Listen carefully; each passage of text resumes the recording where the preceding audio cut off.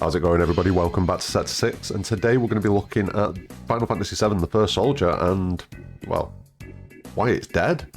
Don't forget, drop a like on the video and help us push to that 1k by hitting the subscribe button, because there's going to be plenty more Final Fantasy and Final Fantasy VII and other things, loads of content. There's going to be loads of content. Just subscribe, makes sense.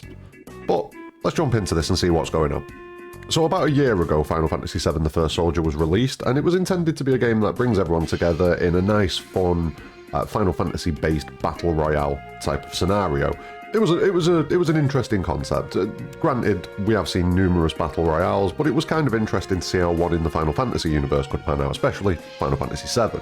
But a year on from that time, and the game is... well, the game's dead. That's it. The game is dead. So about 5 hours ago, as of me recording this video, about 7:30 in the morning it was UK time, we received this announcement from the Final Fantasy VII The First Soldier Twitter account, and it reads, "It is with a heavy heart that we are announcing the end of service for Final Fantasy VII The First Soldier. We will be ending service at 7 UTC on January the 11th, 2023. So we've got what, like 3 months? 3 months from today they're going to be ending service. They continue on, despite all our efforts to bring you regular updates with fresh and exciting content, we haven't been able to deliver the experience that we were hoping to, and we'll get into that in a minute, and that you all deserve. So we have made the extremely tough decision to end service for The First Soldier. We would like to thank you all for supporting us over the past year. Although there is only a little less than 3 months until service ends, we will continue to make updates during this time. Bet you will. So we hope you will continue to enjoy Final Fantasy VII The First Soldier until the very end. And that's it. That's what they've said. So what I want to do today is I just want to briefly look at what's gone wrong with The First Soldier. It's a pretty simple question and answer, to be completely honest with you. You know, there's not a massive amount of depth to it. And the first major issue with Final Fantasy VII The First Soldier that kind of was a sticking point for most people was the fact it was mobile only. Like, it's an unbelievable restriction to put on a battle royale game. People I know aren't really into mobile gaming. I don't know what other people's experiences are. Maybe it's a younger demographic kind of thing. But a lot of the people that would be interested in Final Fantasy VII aren't younger. A lot of them are my age and a little bit, you know, I mean, you're in your 30s probably at least if you're really into Final Fantasy VII. So why would you target the game on a platform that demographic doesn't really interact with? At the very least, it should have come to PC. People tend to think that porting these games and enabling cross-play for these games is easy. It's not, but Square Enix are a massive company. I'm pretty sure they'd have been able to get it done with not too much difficulty. They'd have just had to spend a bit of money and get the people in to do it. And the fact that it wasn't ever ported to PC, to console, to Switch, and to be fair, the fact that they actively tried to stop people emulating the game on PC, which I get, you know, you don't want people having unfair advantages by playing on PC, but then you've also got a mobile game with an auto-aim system that means it doesn't really matter anyway.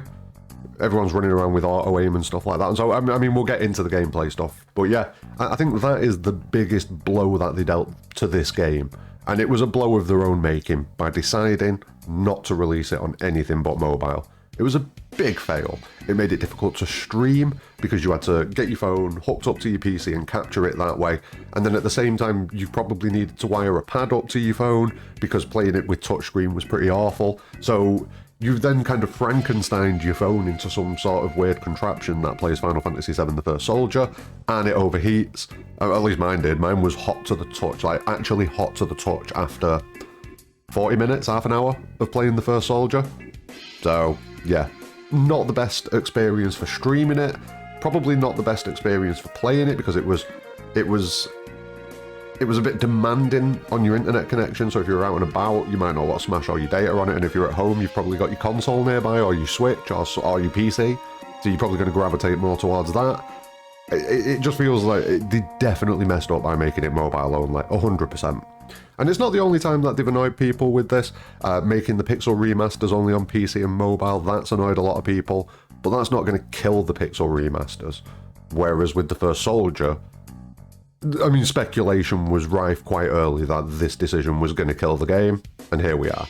Now, the next thing is the controls and things like that. Like I say, you put things like auto-aim and stuff like that into the game, and I've not played the game in its recent state. I played it in that first month and then checked out because it just wasn't what we were hoping for. So I'm not going to talk too much about the control methods and the gameplay because I don't know what the current state of the gameplay is, so I'm not going to speak too much on that. But the next thing that I feel definitely hurts this game as well was the, shall we say aggressive? Yeah, I think aggressive is the right word. The aggressive way that they made the gacha work in this game.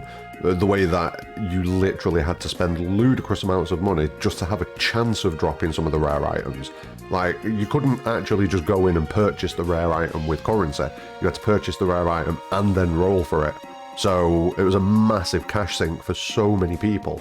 I know a lot of people who put a lot of money into this game just to get skins, and now they're never going to be able to use those skins again once we get past January the 13th, was it? January 3rd? January 11th. Yeah, so once we get past January the 11th, that's it. That money's gone forever. I'd be annoyed. I didn't spend a penny on it because I'm not crazy, but I would be annoyed if I was one of the people that had spent money on it because that's gone now.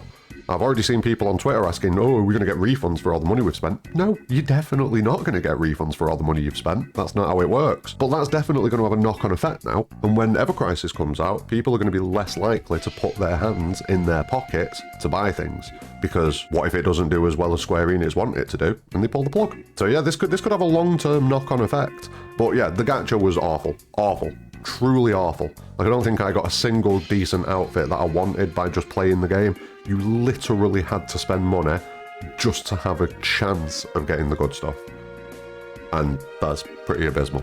And then the final thing is, or at least the final thing in my opinion, was the fact that we were promised story content. We were promised original story content revolving around that legendary soldier and things like that, which obviously Sephiroth, and there was nothing. Like, I don't remember a single drop of story content that came through. There was a weird thing with like a shadow cloud at one point. That's about the only thing I noticed. I mean, was there anything more than that?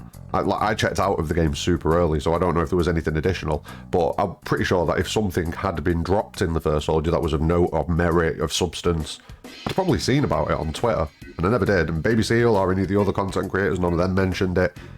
So I'm gonna guess there was nothing, which, you know, that was one of the primary selling points of this game. People were like, oh, there's going to be original story content. Oh, I'll give that a go then. And it did rope a lot of people into giving it a go, myself included. But when there was none of that story content there, and the gameplay wasn't the best because it was on mobile only, and it wasn't convenient because it was on mobile only, and you couldn't get any of the shiny things because of the gacha being oppressive, this is what you get. A game that's dead. So yeah, I mean, it's no big loss in my opinion, because I'd already checked out of the game, but it is a big loss from the perspective of it could have been something really good. The first soldier could have been good if they'd have approached it in a different manner, but it seems they've approached this with the intentions of spend as little money as possible by just making it on one platform, mobile only, and then earn as much as possible by cranking the gacha up and making people pay through the nose just to get skins. Oh, sorry, a chance at getting a skin. There we go, a chance. So yeah, that's my rant about it. That's all I've got to say about it. First soldier, it's dead. January the 11th, the servers die, and that's going to be the end of it. What do you think about it? Are you going to miss the first soldier? Do you play the first soldier regularly? Or are you one of the people that played it and then checked out? Or did you just never touch it? Let me know what you think about the first soldier. Do you think this is going to affect Ever Crisis going forwards? Because I do think that's a possibility. Like I say, give me all your thoughts in the comments below. Don't forget, like and sub, push us to 1K. But more importantly than all of that, have a great day.